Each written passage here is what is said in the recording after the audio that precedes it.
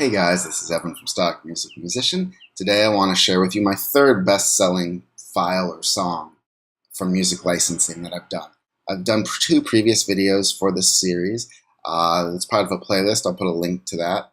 I absolutely recommend you watch the first one at a minimum because that's going to tell you a lot of just this general background.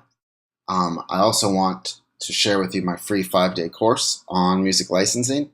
It'll get you basically learning everything you want to know to get started selling your music.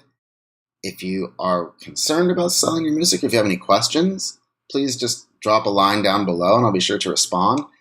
This song has earned me hundreds of dollars and various versions of it have earned me even more, but this particular file, this song was also played on TV a lot, on Verizon's on-demand channel. It was on pretty much twice an hour for 6 months or more. I don't think it's still on. Also, it didn't generate royalty payments. Whatever. Still, tens of thousands of people, maybe millions of people have heard this song. Just sort of slides in on the background. So we're going to take a listen to the song, and then we will dissect it.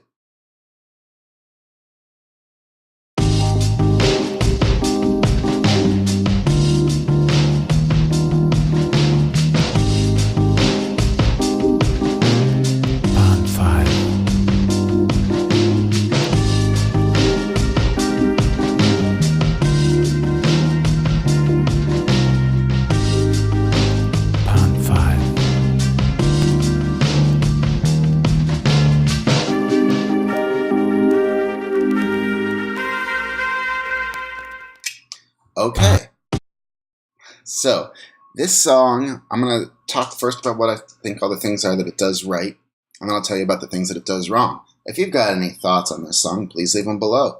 Now, what the song does right, first of all, is it completely nails a vibe. It is sort of loungy, chill, down-tempo. It's 100% within that universe, which I think is really important for stock music licensing. It's not a hybrid. It's not weird to place in a box. It fits in it. The sounds are all there. The second thing, and I mention this a lot, I'll tell you what the song's composed of. It's composed of a drum loop. It's composed of me playing keyboard, like the Rhodes there. Although that's sort of a sample pack where some of the chords were pre-done, but then I arranged them and basically edited the chords and did some stuff. And then there's I think it's a trumpet loop that's on top, but it's processed a little weirdly to sound a little more artificial. There's too much echo on it. And then I played a bass live. So the first thing I think is playing it. I've said this before, but I think your secret sauce is whatever instrument you play best. If you can play at least one instrument live on any track, you're way more likely to have success because it's unique. It's you. It's your sound. And nobody else has it. In addition, I think it imbues just a little more emotion to a track. You kind of naturally build up and build down and ebb and flow in a way that's really actually hard to do using loops and programming. And it actually takes more effort to program a loop to have emotion and to build, or a sample to do it, than it is just to pick up your instrument and play it. So let's listen to the beginning. One thing you'll notice, this song structure is not great. It's basically it starts at the beginning. It plays through once, then the horn loop plays with everything, and then everything fades out, or hits and ends, and the trumpet sort of washes away. If you watch my first video, it similarly has sort of a hit and flutter ending. So let's listen to this again, and then sorry, that glitched. That's not quite what it...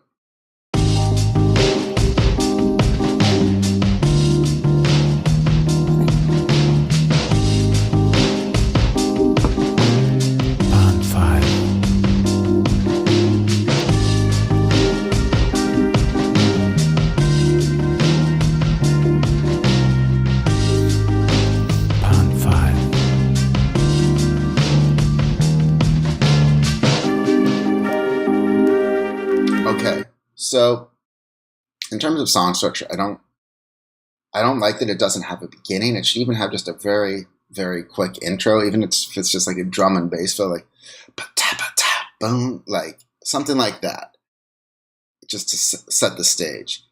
I also think, in terms of song structure, that maybe a little more intensity, even if it's just through volume, could be added on the back half, just a touch. In terms of some things that are really wrong with this song to me, looking back on it, first of all, I used a vinyl emulation plugin, so there's these scratches that pop up if you listen to it, and that's not good.